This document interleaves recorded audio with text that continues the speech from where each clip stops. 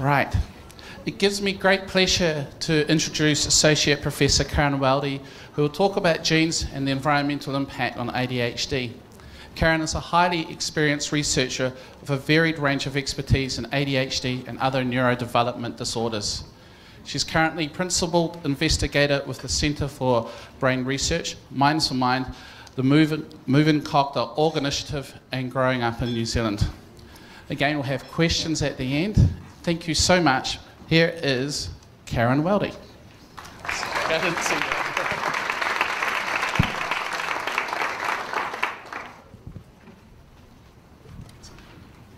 Great. Hi there. Can you guys hear me? Yeah, fantastic. Oh, there I am here. So I've got a bit of a different title than what was on the other one. Let me just make sure I can get all this. We are just in the midst of moving from the Human Sciences building, so I work at the University of Auckland, up the road to a shiny new science building. And as I was trying to pack away 15 years of my academic life recently, I came across this little notebook that I realized from the notes inside was from my very first talk on ADHD about 10 years ago. And it was just interesting to me because I had something written on the front, 9,213. And that was the number of research publications on ADHD about 10 years ago. So I just went into my database that I can access through the university, probably PubMed or Medline or PsycInfo, one of those ones, and you just pop in ADHD as a keyword and came up with almost 10,000 hits. So this morning before coming here, I did the same thing. 30,292 research papers on ADHD. And it really is the most studied condition in the history of pediatrics. So I contribute to that. I'm one of the academics. The whole publish or perish is me. So I teach child development and statistics.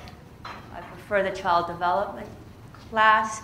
And I've been doing research into developmental disorders for about 25 years. So I'm interested in dyslexia, dyscalculia, ADHD, of course, what is the focus today, and autism spectrum disorder. And what I'm really interested in is both sort of early cognitive markers of these disorders, and these are some of the cognitive markers that researchers have found over the years. And also the biological markers. And I'm going to be really getting into that today. So as the title says, you know, genetics, environment, it's going to be all about brains. I'm going to give you a lot of background. And thank you, Sarah, wherever she is, there she is, for the great introduction to the ADHD brain. And I'm going to continue that a little bit. So I hope you guys are prepared. It's going to be science, science, science. And like Sarah, you will have my PowerPoint slides available, so don't think you have to madly take notes. I'll make sure that they're available. And as Sarah said, I'm going to be talking about, there's going to be more information in the slides than what will come out of my mouth, so you can be able to review later on. So I'm going to split sort of my talk into 3 sections. The first one is kind of an introduction.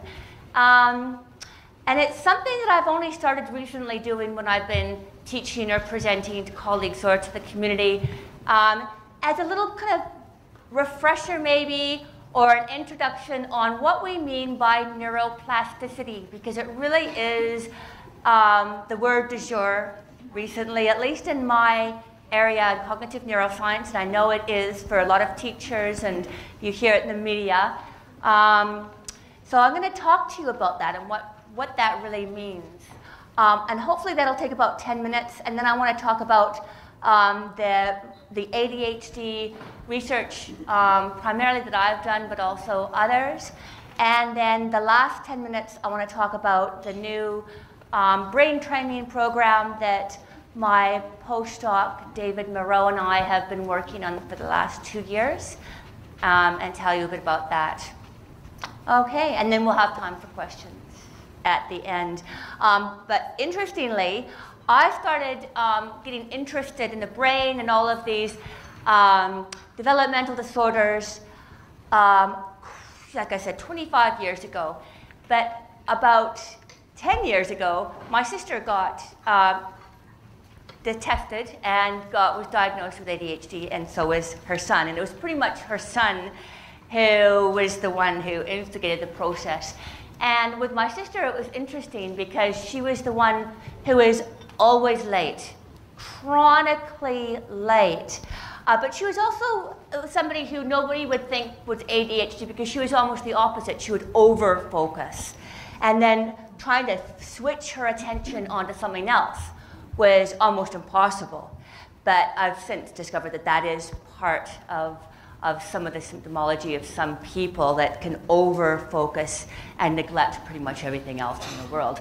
But my sister was telling me about her lateness, and she was reading it in a book, and she couldn't tell me the author, but it resonated with her, and she was saying that in this book, it was talking about this fellow who had to be at work at 9, and it was like 5 to 9, and he's like, oh yeah, I've got lots of time, I'll just go have a shower. And my sister said that's exactly how because it's not yet 9 a.m., it's not that time yet, so there's lots of time. So anyways, yeah, my sister, and I think knowledge is power, so getting the information about her challenges, and the same with her son, has, I think, really benefited them. And they're in Canada, so I'm Canadian, born in Vancouver and married a Kiwi, so that's what brought me here. But while I was in Canada, so I was actually clinically trained, but I am just a brain scientist now. And I was trained by Ottfried Spreen, who's one of Canada's most well-known neuropsychologists. And for my honors thesis, I got involved in his great longitudinal study tracking learning disabled children growing up. That's what it was called, learning disabled children growing up. And I was interested in, because you hear all about how many individuals with learning difficulties are in the prison system. You've heard that, and that is the case, unfortunately. And so what we did was look at the individuals in the cohort who had significant police contact at age 18, and roughly about half of them stopped by about age 25, and about half of them persisted. And I wanted to determine what was it about the persisters that made them different from the ones who grew out of it, who maybe their delinquency was just a part of growing up and they just stopped. And what we found, as it says here, and this is the Journal of Learning Disabilities a long time ago, is a certain personality characteristics such as impulsivity and poor judgment discriminate between persisting and non-persisting delinquency in youth with learning disabilities. And that really is, I think, fairly important. I've since been involved with working with lawyers because a lot of their clients who have ADHD or have been diagnosed with ADHD and who are in trouble with the law, I've worked with to talk about the impulsivity and how, especially in teenagehood, a lot of these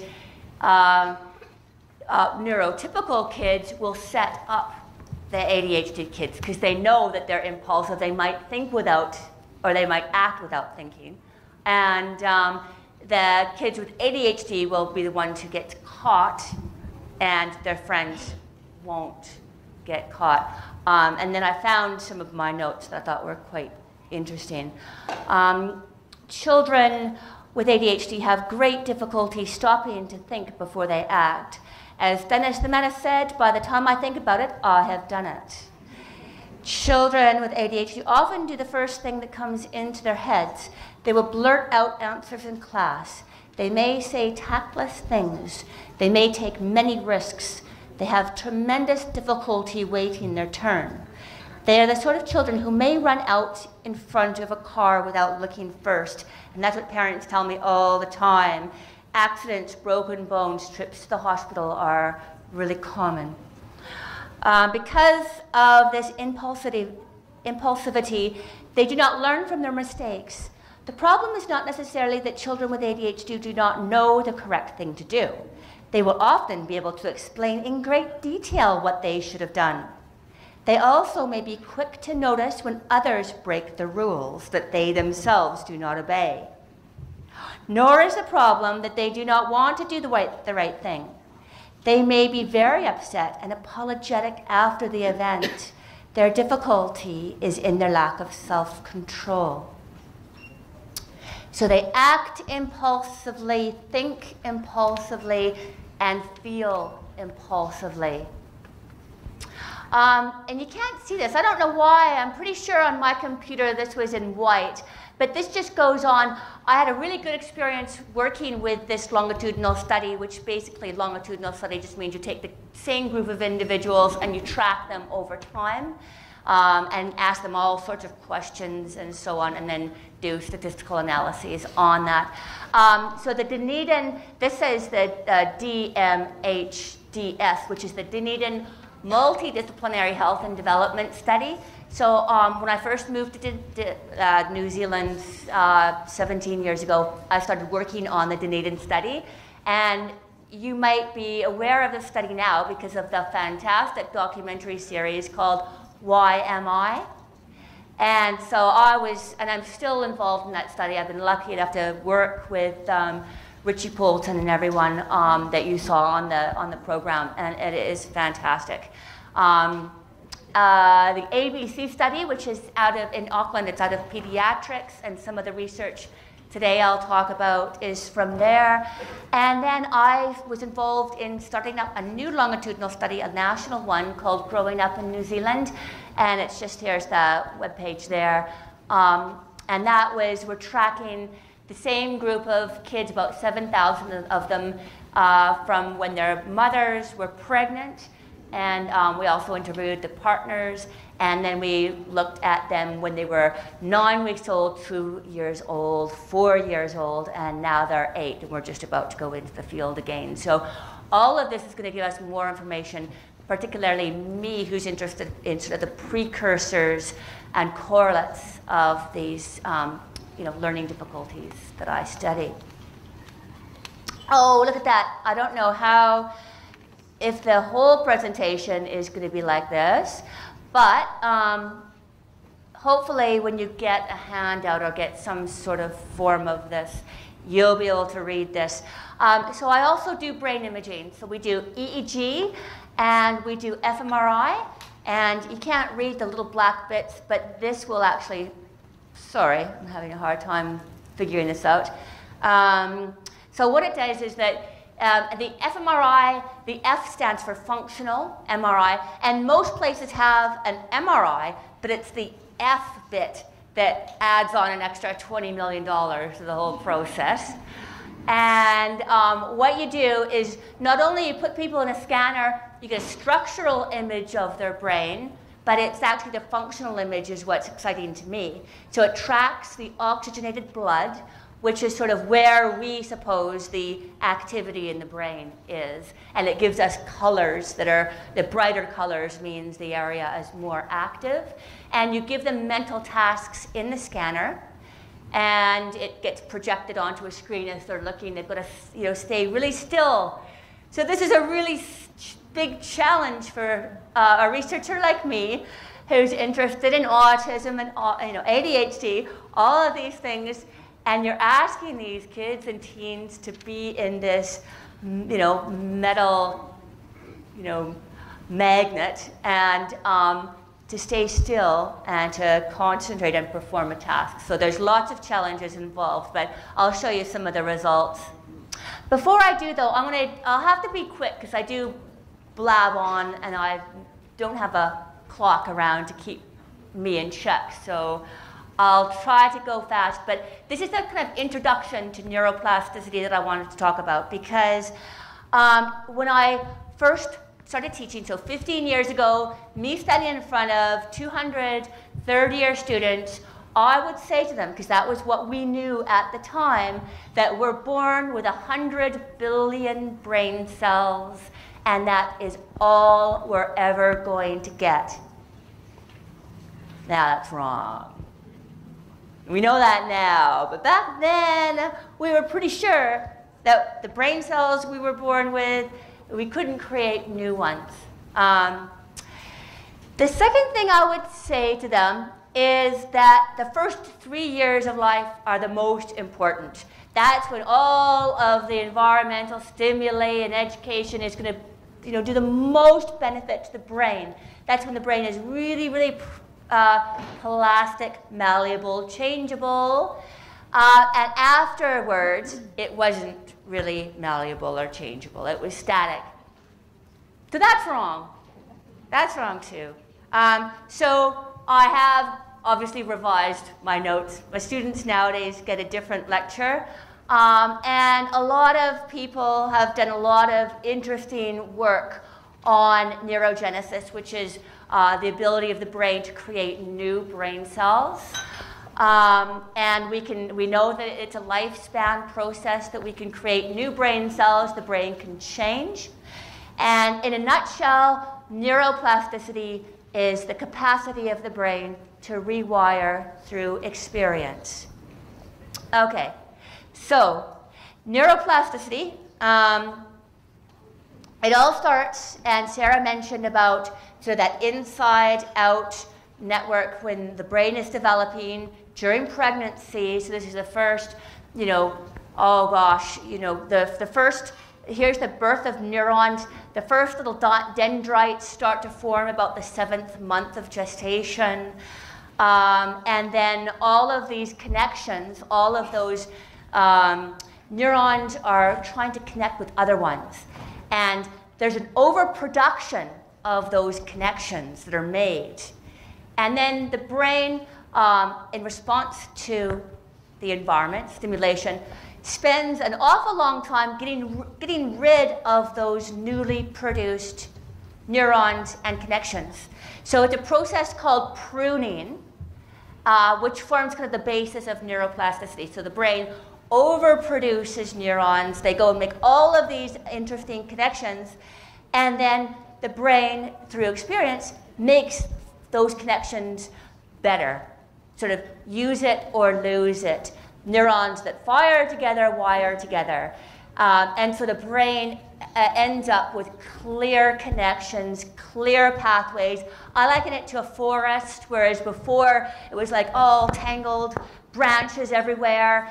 And then once the child has, the brain has undergone some pruning, you've got lovely pathways, and it's easier to walk around and manage everything. That's one of the theories of autism, by the way, and I won't get sidetracked, but is a failure for the brain to undergo that really important pruning. So why neuroplasticity? Why does the brain overproduce neurons and then start whittling them down? It's because the brain needs to be responsive to experiences, and it can be negative. The brain can be vulnerable to damage, especially during certain critical periods in a child's life. And the things that I am kind of interested, that I found really the most impactful during pregnancy is stress. So mother's stress during pregnancy, and it's perceived stress because somebody else's life event might be not stressful and somebody else's life event might be stressful. So it's all how you perceive them. And smoking. So it's a biggie. It really does determine a lot of negative outcomes. So what I've done, this is one of those longitudinal studies that I'm involved in. And what we did was we looked at maternal stress does tend to predict depression in the kids later on. So at age 11, we were looking at depression. But it goes a bit further than that, because I'm interested in gene-environment interactions. So we collect blood, we test DNA, and we've got certain genes that we're interested in. And one of them is called the DAT1 gene. It's a DAT1 gene. It's dopamine transporter, and dopamine is what's really important for ADHD, and I'll come to that a bit later. And this publication that we did showed that it's not just maternal stress. It was maternal stress paired with the certain variant of the DAT1 gene, which was about 20% of the population, increases the risk of depression fivefold. So it's not just genetics, it's not just environment, it's always both working in tandem. And this is just one I put here, just showing maternal smoking during pregnancy. If you just smoke during pregnancy, on average, you're going to reduce your child's IQ by about 4 points, IQ points. And then if you happen to have a certain variant of the brain-derived neurotrophic factor gene, which is about 20% of the population, pair that with the smoking, then your child on average will have an IQ of a drop of 8 points, which is huge, right? That's more than a half a standard, more than half a standard deviation. So smoking, very bad during pregnancy, particularly if you're a certain gene type. Okay, so it can be negative, but for the most part, the brain has evolved this way because it is a positive thing. The brain is malleable because it's responsive to experiences. It aids in recovery from brain damage or injury. And I've done some work with people who've had one of their hemispheres of the brain completely removed. So we've got 2 people in Auckland who've had the left hemisphere removed, 2 of them who've had their right hemisphere removed when they were very young. And they're all doing very well. They're all living independently with only half a brain. So how can that be? It's because the brain was removed early enough, that damage started early enough that it was impacting on the whole brain. So getting rid of that little bad part, which actually was a big part, allowed at least half of the brain to function normally. So it's amazing what the brain can do when it has to. So it can benefit from stimulation, and I'm going to have to rush through this because already I can feel the clock ticking.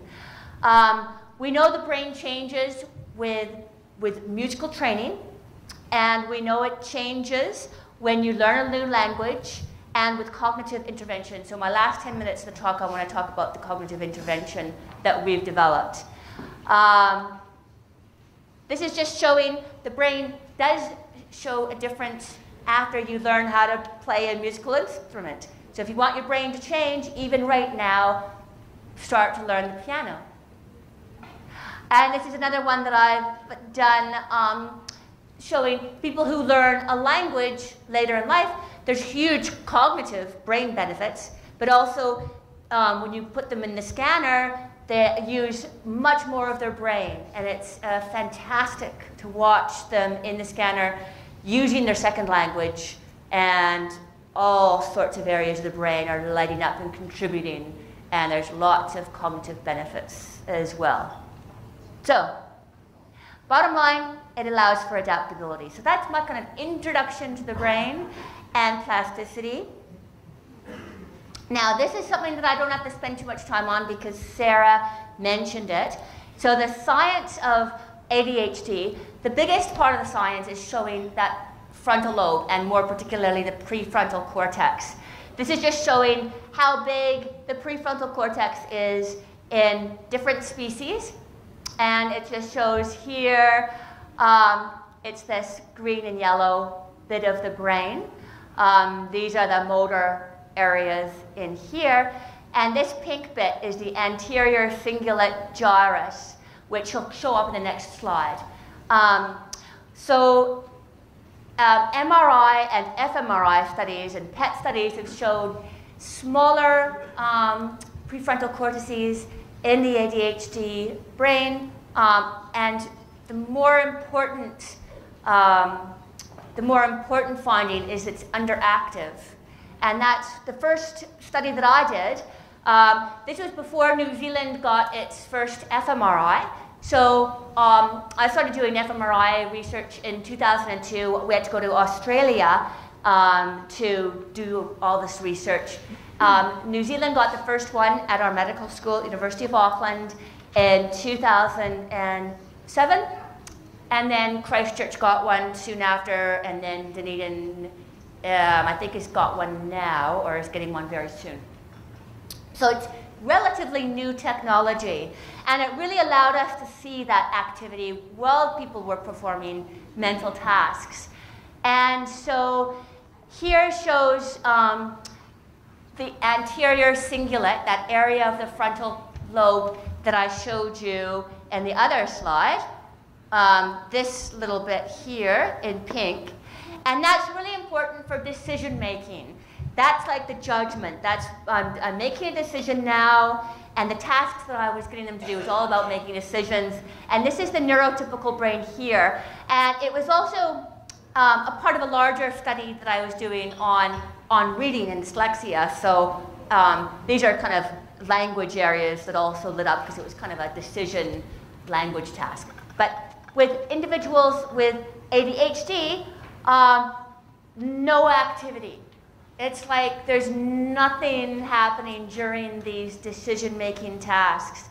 And the activity that we would be expecting are a result in neurotransmitters, dopamine and norepinephrine in the brain. So there's two neurochemicals in the brain that make that frontal lobe active is immature or delayed in the ADHD brain.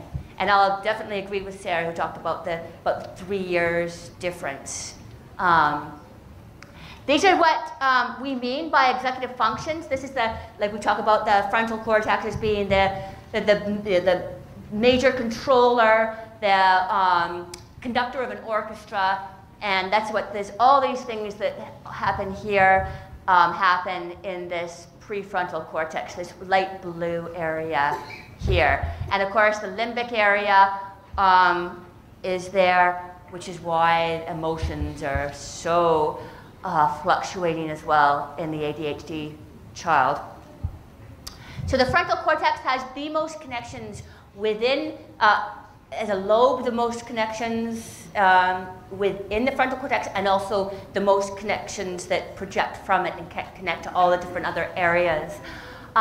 So it's what's called the frontal striatal pathway, so the pathway going from the frontal lobe to the basal ganglia, which is the motor cortex, and that's why we've also got these problems with failure to inhibit motor responses are often involved. And I've already mentioned about the faulty metabolism of dopamine and norepinephrine. And this is just a little cartoon of what happens at that synapse, which is where the two neurons meet and talk to each other. It's those neurotransmitters are inactive in the ADHD brain in that prefrontal cortex. And then this is another article that we produced, and just looking at dexamphetamine, which was introduced in 1937, that and Ritalin, the most studied drugs in the history of medicine. And I don't prescribe drugs, I don't have anything to do with drugs, but it is interesting that when we do look at it with EEG or putting people in the scanner, it normalizes the brain, right? It makes those neurotransmitter levels up to where they should be in about 90% of individuals with ADHD. But we don't necessarily want pharmaceutical interventions. It's probably in the long term not the best idea, and that's why we're trying to get our brain training program up, which I'll tell you about in a sec. That is the webpage, though, moveandcog.org, and you can put your email. There's a spot where you put your email address in it, and then you get sent our monthly newsletter, and then you can be involved in our next trials of EEG and fMRI testing of this program. So it'll be really, really exciting, all happening next year. I won't talk about medication because we don't have to have it here today, but there is something that you can look at on your own about medication. And this is just showing, and my sister and I talked a lot about this because she did decide that her son would go on Ritalin during his college years, and it helped him. And what we talked about was how a lot of kids that are not medicated will self-medicate with other drugs. So that's just something to be aware of. And I'm not advocating to medicate with Ritalin. I'm just saying that this is what the literature shows. We have to be aware of this. Okay, this is obviously something you can't read here. But what this is showing is that about 20% of kids grow out of ADHD. So that is really good news.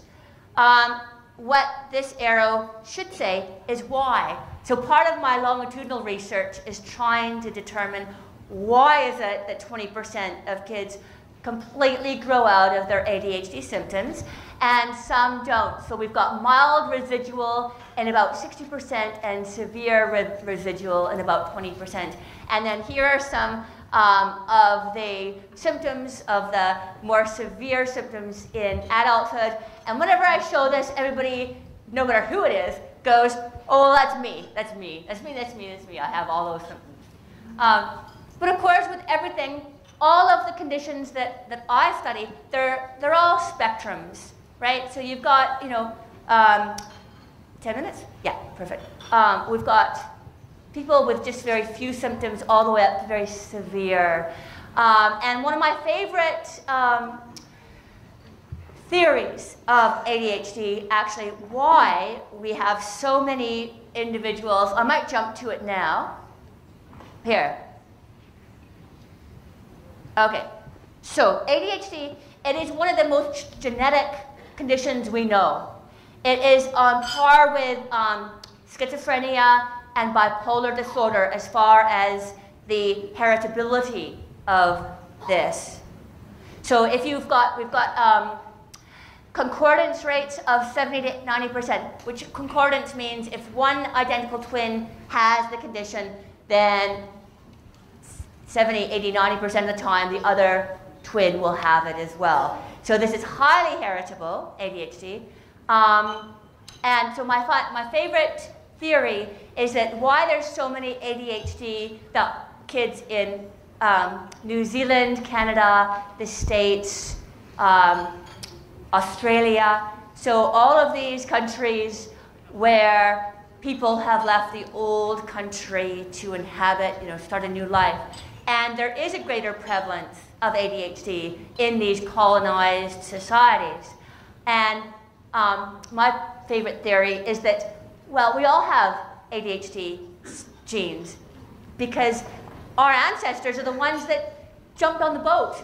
It said, see ya, I'm leaving, bleh. Some of them, they had no choice in the matter, like some of the convicts in Australia, but we won't talk about that.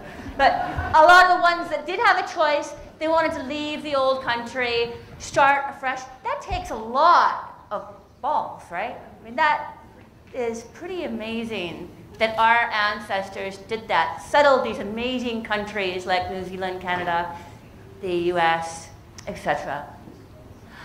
Okay, so if you've got a genetic susceptibility to ADHD, all these things will increase your risk, and that's what this publication that I've done, I've just highlighted here, looking at another gene, the COMT gene, which is norepinephrine and dopamine in the brain. So if you've got this genetic susceptibility, if you've got an adverse pregnancy environment, so like the smoking, maybe the drinking, that can affect it, or early childhood risks, low socioeconomic risks can, deprivation, smoking, alcohol, stress, etc. So all these things can increase their risk. Okay, this is for you to look at if you want to look a little bit more into the genes of ADHD. Oh, and the same with comorbidity. So we know that ADHD is rarely alone. It will often be with other things like reading difficulties or even tic disorders. All these things that didn't show up here, which on my screen were white, now they're black, but hopefully you'll be able to see them. And we don't have time to talk about behavior. This is some of the prevalence rates, and I don't have time to talk about this either. Okay, what I do have time in the last few minutes is just to talk a little bit about the new remediation program that we've started. So, this is a website.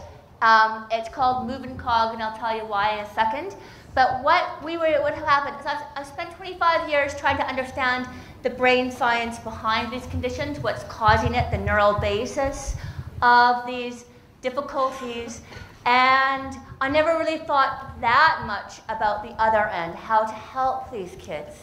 So 2 years ago, philanthropists, so individuals associated with Perpetual Guardian, the Gaze Foundation, Kelleher Trust, came to me and said, if I give you money, can you help kids? Can you make a program freely available and available to who needs it? And it's evidence-based. And I'm like, okay, why not? So with David Moreau, who is just an amazing scientist from France, and then he did a postdoc at Princeton, what we did first is we did this technical report to determine what is out there. What is out there, some of it is great. Some of it, like CogMed, is fantastic. But a lot of these programs are really expensive. A lot of people can't afford it. A lot of schools can't afford it, or the parents can't afford it. We've had to take the technical report off our website because we have people whose programs are in it who are saying to me, my program works. And I'm saying, we're not saying it doesn't work. We're just talking about the evidence for it. You don't have the evidence. There's no evidence for it. It could work fine. And I'm sure you've got all the testimonials, but I'm all about the research.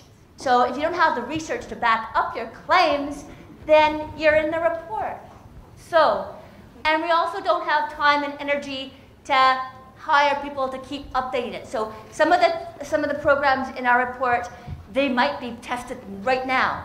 There might be publications right now that I'm not aware of, but I don't have the time and energy, and my students don't, to keep updating this technical report. So it was just a snapshot of the state of affairs January last year, or I think it was 2016. So we have also published some things that are important. So those are available on our website if you want to take a look at them. And this is kind of the last thing. So here's David, the postdoc, and this Move and Cog is all about combining physical exercise, and it's 10 minutes of high-intensity training, so that HIIT. And right now, David Moreau has himself on little videos, so this is going to be on the computer. It'll be available on a website and also on an app. There'll be, we've got testing in about 20 schools right now, and showing amazing results, showing actually that just 10 minutes of exercise is actually helping increase the cognitive scores of kids. But what we're doing is before they start doing this cerebral space, the actual brain training program, they're doing this physical exercise. It helps, settle the kids down, but it also helps to produce new neurons. It does. A lot of the rat work, science work is showing it produces new neurons, and then you do brain training, and that keeps the neurons, and it introduces them into the networks. These are all these little mini sub-skill training programs that we're doing. The cerebral space started off as really ugly with a lot of junk around, And as the kids get better and it's individualized, the computer will pick up what they need to work on and spend more time on a certain thing like processing speed or working memory or focusing, other things like that. And as they get better, they get greenery and they get beautiful oceans and they get rid of space junk, right? So we're just developing all this. Yeah, it's adaptive, it's really exciting. The main thing, it's going to be freely available. And so sign up to this, you'll get all our updates, and you'll know what schools that we're involved with now, et cetera, et cetera. So, my 3 points that I was asked to summarize, and I know I've been giving you so much information, so I do really appreciate your energy. The brain is plastic. We know that we've got some issues in the frontal cortex, but the positive thing is we know with brain plasticity that we can change the brain, right? The brain can change. We can increase neurotransmitters, we can change the structure of the brain, and that is what we're hoping to do with the new That Moving Cog program. And thank you so much.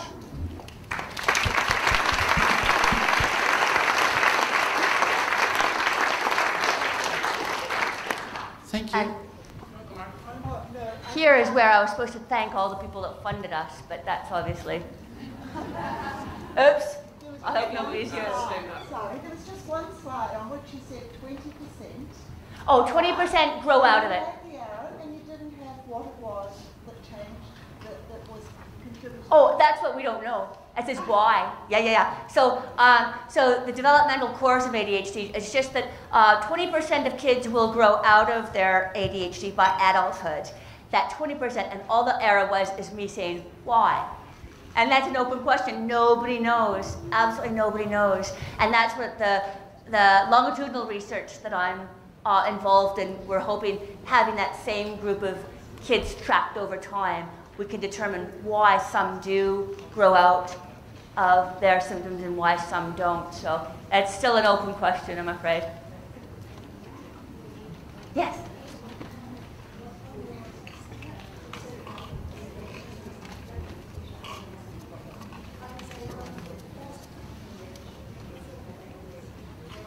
Absolutely, absolutely. And that goes back to my first publication from my honors thesis showing that it's the poor judgment, it's the impulsivity that lands these people in jail. Absolutely correct. One more question? You said the brain training program that you developed was appropriate for adults as well?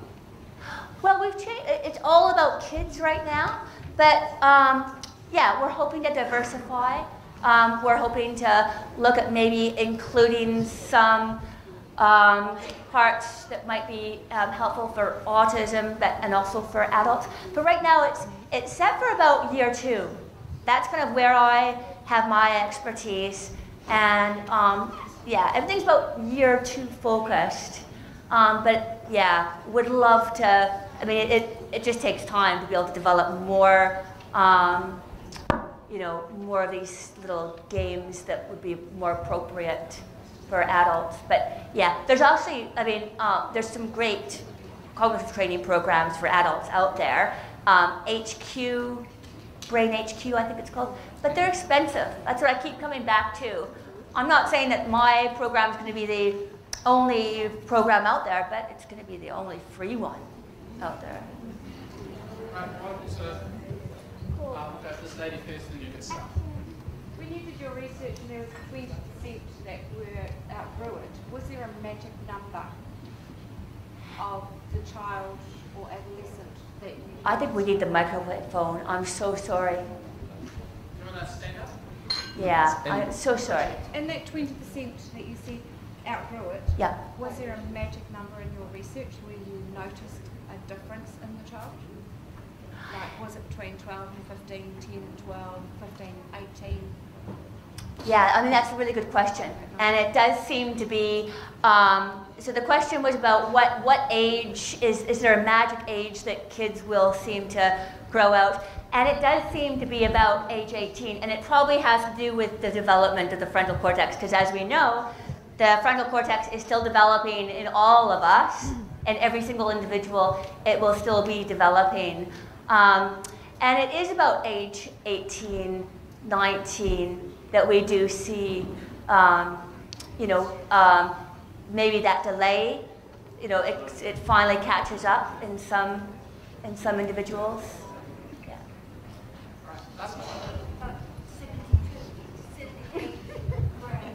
Oh, neurogenesis, yeah.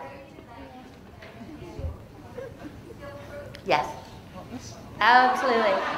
Absolutely. Yeah. So the evidence other people have found, the brain produces new neurons up to the age of 72 and probably beyond. But yeah, absolutely. Yeah. Yeah. Right, definitely last question. Can I just ask your opinion on neurofeedback and its place in helping ADHD?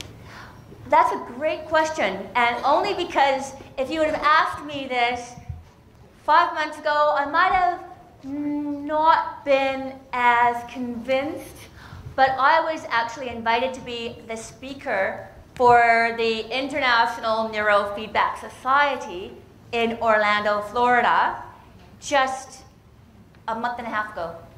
And so right before Hurricane Matthew, I got out just in time. And I really learned a lot about neurofeedback. And I tried out their apps. And I do EEG research, so I'm aware of what the brain waves should look like. And I think that we definitely it was more pseudoscience before, because we didn't really have the technology to really understand what the brain waves meant. But now technology means that actually we can have a little visor system. I use 128 electrodes on a brain in a little cap for my research. But actually, these ones that they're using can get away with like 6 little electrodes. And it's great. I mean, some of these programs, and if you're concentrating, if you're getting the certain alpha rhythms, the nice relaxing ones, then a garden will grow. If you're a girl, and a spaceship will fire off if you're a boy. I know that's generally gender segregated, but you know what I mean. Like you can choose what programs you want. So yeah, I think the field is just now really taking off. So I think it's if you can jump on the back, just make sure that the people, there's evidence-based. Do research, because what I've noticed with all the research we've been doing about what programs are out there is that parents and teachers, they are really they'll try anything. They're pretty frustrated with the system. We don't have teacher training. We don't have good teacher training here, and we need help. For the teachers, the kids, the parents, we need a bit more help. And so yeah, we've got a lot of people trying to make a quick buck that maybe shouldn't be out there, but some people are trying to make a difference. So you just have to do your research. Thank you, Karen. I'm constantly amazed how much research is going into the area of ADHD. It's just amazing. 30,000 papers. 30,000 papers. And I was just thinking 2 or 3 years ago, I was at my son's school, one of those IEP meetings, where his teacher at the time said there's no such thing as ADHD. And I just want to hand over. I get that all the time. Yeah, so print this out and I just get go that back. all the time. So thank you so much.